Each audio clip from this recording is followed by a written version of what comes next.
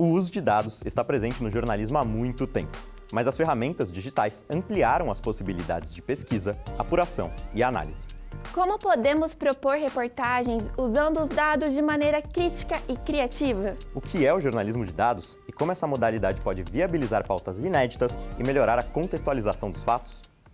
O jornalismo de dados, ele é uma forma de se fazer jornalismo que se desenvolveu muito aí nos últimos 10, 15 anos, que tem como premissa a ideia de que você pode entrevistar não só pessoas, mas também bases de dados. Você consegue pegar essa informação pública para fazer uma avaliação concreta. A prefeitura cumpriu ou não a meta, os dados que estão sendo falados são verdadeiros ou não. Não estou dizendo que é melhor do que outras formas de jornalismo, e sim que é um complemento que ajuda a tornar as histórias mais complexas e, por consequência, ter mais fontes, mais formas de se fazer o jornalismo que todo mundo conhece, mas com ferramentas diferentes. 51,4% da população brasileira são mulheres. Elas são a maioria do eleitorado, mas ocupam apenas 10% das 513 cadeiras da Câmara dos Deputados e só 13% dos 68 postos no Senado Federal. É pouco e precisamos falar sobre isso. Os números precisam ganhar as ruas e estar no centro do debate.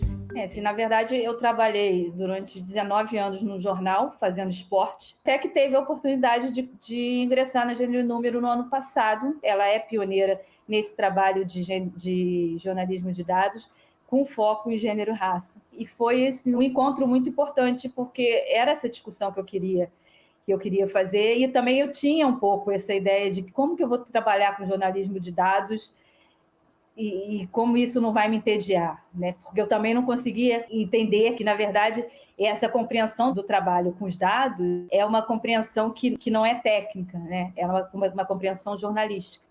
Eu vejo, e isso é uma crítica, muitos jornalistas de dados trabalhando com o dado em si. Ele não se preocupa em levantar a história que está por trás daqueles dados. O que eu diria como uma boa recomendação é: você nunca pode perder de foco que você está levantando e trabalhando com dados para contar uma história. Porque, no fundo, o jornalismo é isso, é você poder contar boas histórias, mesmo que elas tenham se originado por trás de números. Uma vez que você tem essa informação, que tem uma cidade lá do Piauí, que tem a maior influência do Bolsa Família, que cabe você, jornalista, visitar essa cidade, conhecer as pessoas que são beneficiadas pelo Bolsa Família, entender a lógica de uma cidade que vivia em função do Fundo de Participação de Municípios, mas que trocou por causa do Bolsa Família. Eu sempre construí a carreira na direção imbuída dessa intenção de tornar compreensíveis, humanos, né? Esses grandes números que pairam por aí, que são meio incompreensíveis. São incompreensíveis como números, mas eles traduzem perfeitamente a realidade socioeconômica do povo brasileiro, mas em particular das mulheres negras.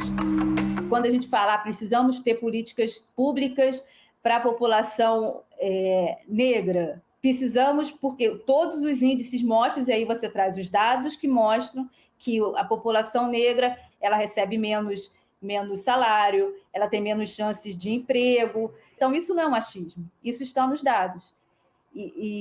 Sim, contra dados, né? A gente não tem, não é, eu não concordo, você não concorda com dados, não, os dados estão ali. E o que é mais legal, muitas vezes você não vai depender mais das fontes oficiais, tipo assim, o governo divulgou isso, divulgou aquilo. E se o governo nunca divulgasse essa informação? Nunca que um governo ia citar quais são as pessoas que têm dinheiro em paraísos fiscais, mas é um esforço jornalístico de trabalhar com dados, uma quantidade gigantesca de dados, permite que a gente consiga encontrar as grandes histórias ocultas, histórias que muitas vezes não são reveladas.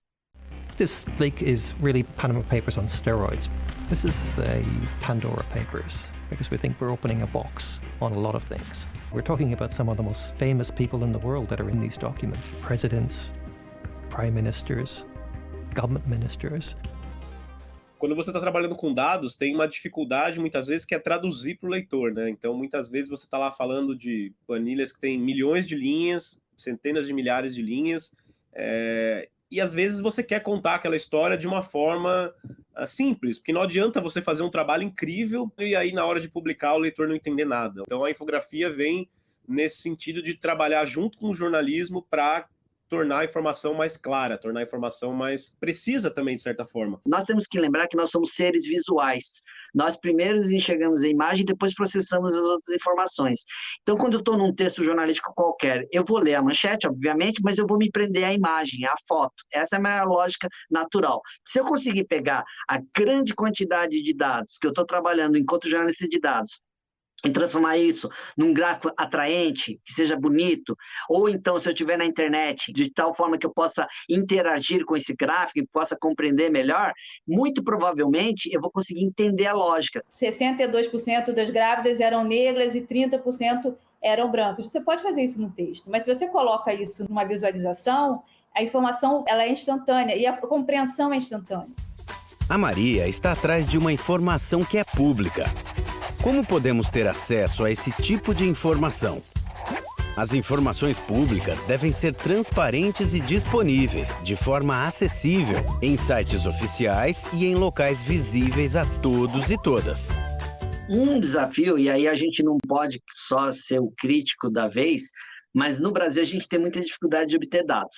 A gente tem uma lei de acesso à informação que ela permite que a gente obtenha esses dados, mas o cumprimento dela é muito grande. Então, a gente tem um processo de um país que é cartorial, que ele tem informações disponíveis, mas muitas vezes as autoridades que são obrigadas a fornecer essas informações não fornecem. Os dados produzidos no Brasil, principalmente de uns anos para cá, eles estão muito... Não são não confiáveis as palavras. São dados que muitas vezes são incompletos ou não são coletados da forma correta. Você tem que checar a informação que você vai publicar. Isso é o básico, é a premissa, né? Mas se essa informação vem de um veículo oficial, como é que você vai checar de outra forma se ele foi produzido pelo próprio órgão público? Um exemplo recente que a gente viu de fechamento de base de dados são os relatórios de trabalho escravo, né? Esse tipo de documento, por exemplo, o governo hoje entende que se enquadra como informação pessoal. Então acaba sendo um obstáculo, como informação sigilosa. Ou seja, eu posso ser um jornalista de dados, sei processar, sei contar a história, mas se a outra ponta, onde tem os dados, eles não nos fornecem, como é que a gente vai fazer? O jornalista de dados fica capenga. I think for a lot of people, the idea of press freedom and even access to information is this kind of nebulous legal concept, that exists in writing somewhere and not necessarily as something that practically impacts their lives. Não é da imprensa, né? É de imprensa para a sociedade. You need an independent watchdog telling you if people's tax money is being used wisely, if your education system is working, if your healthcare system is providing the right care. O jornalismo de dados era uma coisa quase exótica e hoje eu diria que ele já se tornou uma técnica, uma ferramenta, então um tipo de profissional que é bem visto nas redações, está sendo cada vez mais procurado. Antigamente eu não via isso no mercado, vaga para jornalista de dados, é uma coisa muito rara. A gente tem um ritmo de produção diferente de uma empresa de mídia tradicional, que você tem reportagens todo dia e toda hora, se você tem jornal, é um jornal que sai todo dia, mas mesmo a mídia tradicional, ela entendeu como é importante você trazer os dados em gráficos, né? Mas o jornalismo independente, ele cada vez mais traz esse diferencial do jornalismo de dados. Assim. Futuramente, o que pode acontecer é o seguinte: todo mundo precisa de um jornalista de dados. E a partir dali, a gente vai melhorar e muito a qualidade de toda a informação que vem circulando na sociedade.